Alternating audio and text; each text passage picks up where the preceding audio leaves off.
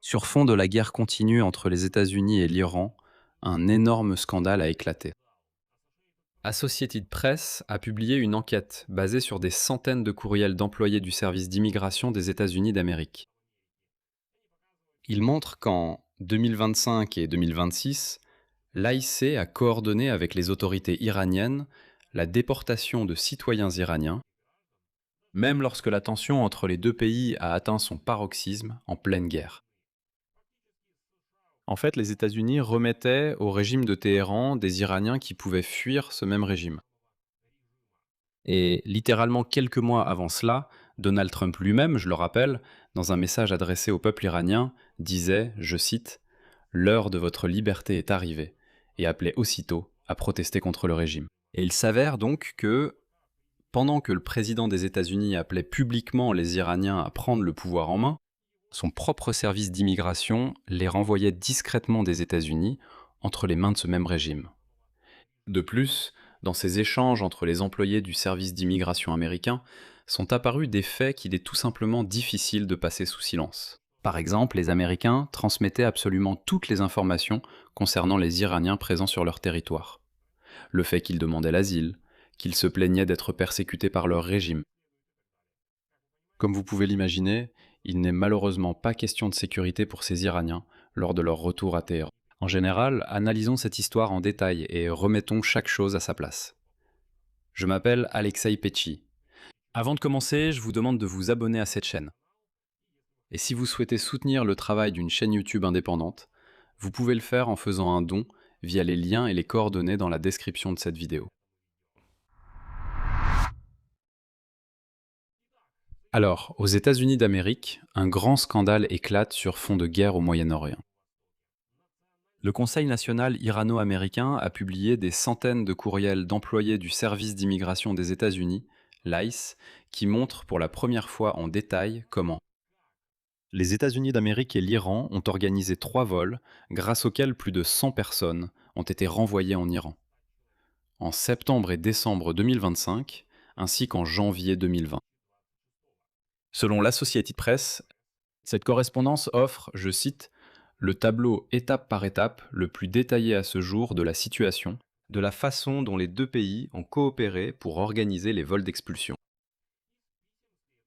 D'après les lettres, les autorités iraniennes ont ouvertement influencé la sélection des immigrés qui seraient inscrits sur les listes de déportation.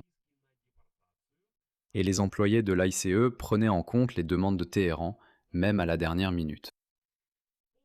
À la demande de l'ambassade d'Iran, j'ai ajouté plusieurs dossiers. C'est ce qu'a écrit à la fin du mois d'août 2025 l'un des employés anonymes du service d'immigration des États-Unis, avant même le premier vol en septembre. Une semaine plus tard, un employé occupant le même poste a apporté de nouveaux changements à la liste, après une rencontre avec le directeur de l'ambassade d'Iran. Et plus tard, il a écrit que l'Iran avait exigé, je cite, de modifier le manifeste et d'accélérer le processus d'expulsion. Et les États-Unis ont accéléré ce processus. Un autre détail révélateur concerne la logistique des vols eux-mêmes. Le manifeste final des personnes expulsées était envoyé au ministère de l'Intérieur du Qatar. Donc Doha agissait comme un intermédiaire technique dans l'organisation des vols eux-mêmes entre des pays qui n'ont pas de relations diplomatiques directes. Il y a également eu un incident évident qui montre à quel point tout cela fonctionnait de manière chaotique, opaque et parfois efficace. La correspondance entre les employés de l'ICE montre qu'au moins une personne, qui ne figurait même pas sur la liste finale, s'est tout de même retrouvée à bord du vol de déportation. Un Iranien, qui ne figurait pas sur le manifeste final que nous avons envoyé au ministère de l'Intérieur du Qatar, s'est retrouvé à bord du vol, a écrit l'un des fonctionnaires anonymes. Un autre a répondu, je cite, « Je n'ai aucune idée de comment ce dossier ou cette personne a pu se retrouver dans l'avion. » Autrement dit, même les employés eux-mêmes du service américain de l'immigration ne pouvaient pas expliquer comment cette personne s'était retrouvée sur un vol de déportation vers l'Iran en contournant leur propre liste officielle. Imaginez simplement le chaos qui régnait là-bas et combien de personnes ont pu être expulsées illégalement. Le timing de tout ce qui s'est passé est particulièrement révélateur. La coordination de la déportation restait une priorité, attention, même sur fond de la guerre de 12 jours entre les États-Unis, Israël et l'Iran.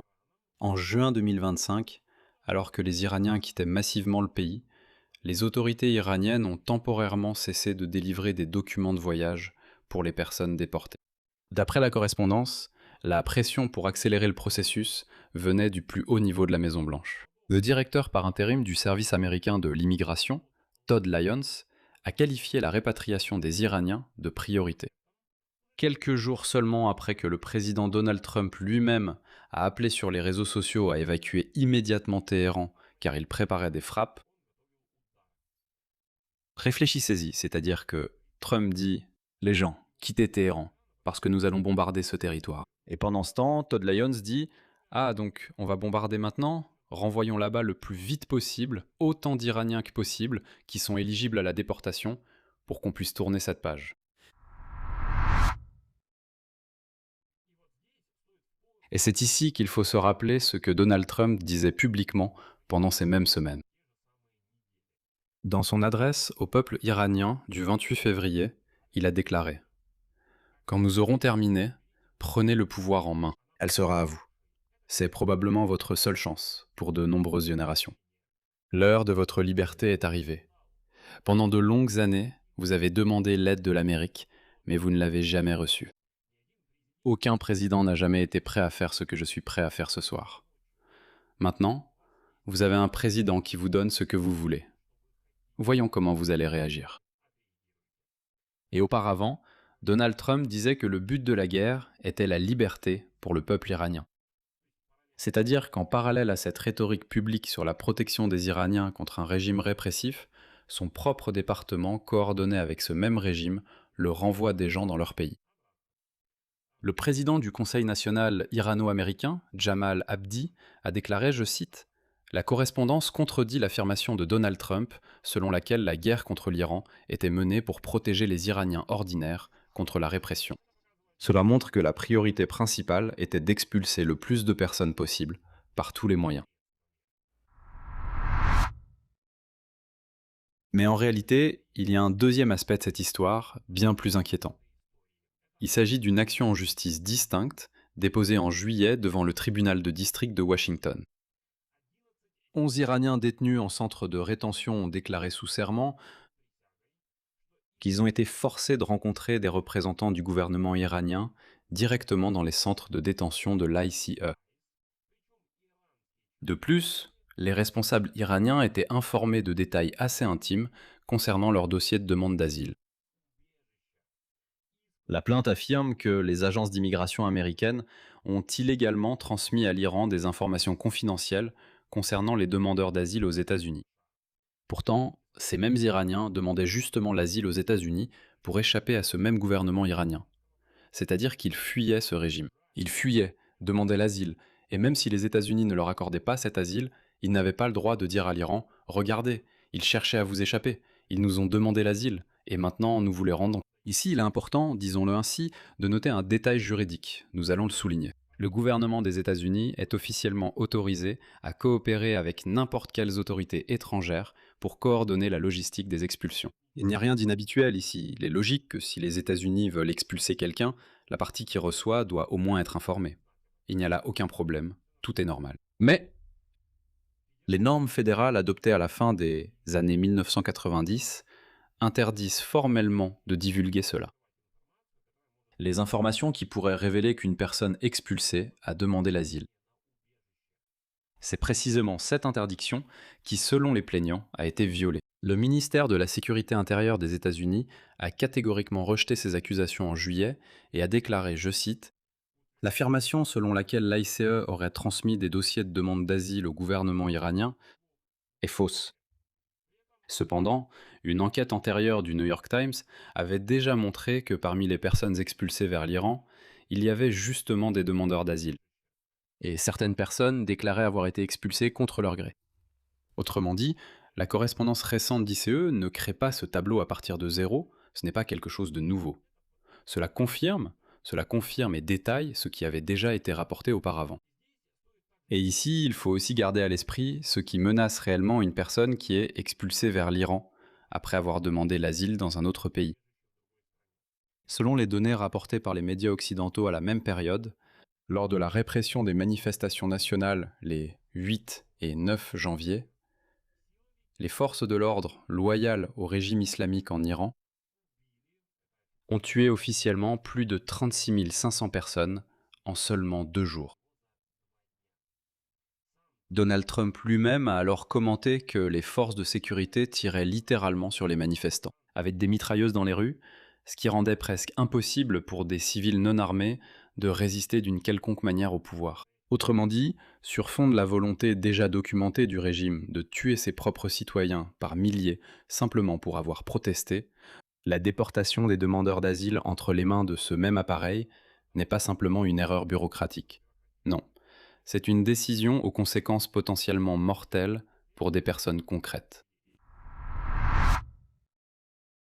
En résumé, en public, Donald Trump appelait la guerre contre l'Iran une guerre pour la liberté du peuple iranien, exhortait personnellement les Iraniens à prendre eux-mêmes le pouvoir et promettait le soutien américain à l'heure de leur liberté. Parallèlement, son propre service d'immigration menait des négociations discrètes avec l'ambassade de ce même régime, coordonnant les listes de personnes à expulser à la demande de Téhéran. Et, si l'on en croit les témoignages sous serment de 11 Iraniens arrêtés, elle permettait aux fonctionnaires iraniens de rencontrer de force, en personne, les demandeurs d'asile directement dans les centres de détention de l'ICE, tout en connaissant des détails assez intimes de leur dossier. Les États-Unis peuvent-ils expulser des immigrés illégaux ?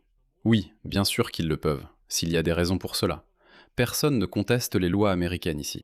Mais révéler au régime iranien que la personne expulsée avait demandé protection et asile parce qu'il avait peur de ce même régime, c'est exposer la personne à un danger lors de son retour dans son pays d'origine. Je vais m'arrêter là, partagez votre avis et vos conclusions dans les commentaires sous cette vidéo, abonnez-vous à la chaîne, activez la cloche et n'oubliez pas de mettre un like. C'est tout pour aujourd'hui, prenez soin de vous, à bientôt.